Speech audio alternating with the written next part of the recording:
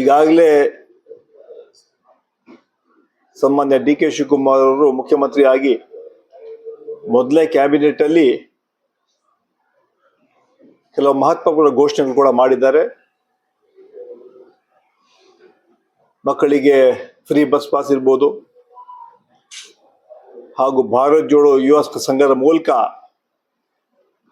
ಸುಮಾರು 10 ಲಕ್ಷ ಯುವ ಸಂಘಟನೆಗಳಿಗೆ ಅವಕಾಶವನ್ನು ಮಾಡಿಕೊಟ್ಟಿದ್ದಾರೆ. ಇದರ ಮೂಲಕ ಯುವಕರಿಗೆ ಹೆಚ್ಚು ಒತ್ತನ್ನು ಕೊಡುವಂಥ ನಮ್ಮ ಸರ್ಕಾರ ಅದೇ ರೀತಿ ನಮ್ಮ 5 ಗ್ಯಾರಂಟಿಗಳನ್ನ ಅದನ್ನು ಸಂಪೂರ್ಣವಾಗಿ ನಾವು ಕಂಟಿನ್ಯೂ ಕೂಡ ಮಾಡ್ತಾ ಇದ್ದೀವಿ.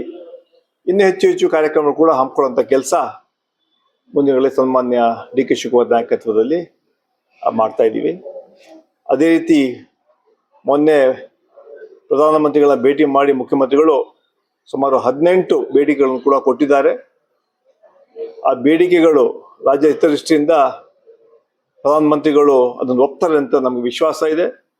ಆದರೆ ನಿರಂತರವಾಗಿ ರಾಜ್ಯಕ್ಕೆ ಅನ್ಯಾಯ ಆಗ್ತಾ ಇರುವಾಗ ನಮ್ಮ ಸಹಕಾರಕ್ಕೆ, ನಮ್ಮ ರಕ್ಷಣೆಗೆ ಕೇಂದ್ರ ಸರ್ಕಾರ ಬರ್ತಾ ಇಲ್ಲ. ಕೇಂದ್ರ 5 ಜನ ಮಂತ್ರಿಗಳಿದ್ರು ಕೂಡ ರಾಜ್ಯಕ್ಕೆ ಅನ್ಯಾಯ ಆಗ್ತಾ ಇದೆ. ಆ ಹಿನ್ನೆಲೆಯಲ್ಲಿ ಇವತ್ತು ಪ್ರೈಮ್ ಮಿನಿಸ್ಟರ್ ಭೇಟಿ ಮಾಡಿ ಮತ್ತೆ ನಮ್ಮ ಸಮಸ್ಯೆಗಳಿಗೆ ಬೇಡಿಕೆಗಳನ್ನ ಸನ್ಮಾನ್ಯ ಮುಖ್ಯಮಂತ್ರಿಗಳು ಕೊಟ್ಟಿದ್ದಾರೆ. ಆ ಬೇಡಿಕೆಯನ್ನು ಈಡೇರಿಸ್ತಾರೆ ಅಂತ ನಮ್ಗೆ ವಿಶ್ವಾಸ ಇದೆ. ಮೂರನೇದಾಗಿ ಕೆಲವು ವಿಚಾರ ತಾವು ಹೇಳಿದ್ದೀರಾ. ಮಂತ್ರಿಮಂಡಲದ ವಿಸ್ತರಣೆ ಬಹುಶಃ 21 ತಾರೀಕು ನಂತರ ಆಗೋ ಸಾಧ್ಯತೆ ಇದೆ. 18 ತಾರೀಕು MLC ಚುನಾವಣೆ ಇದೆ.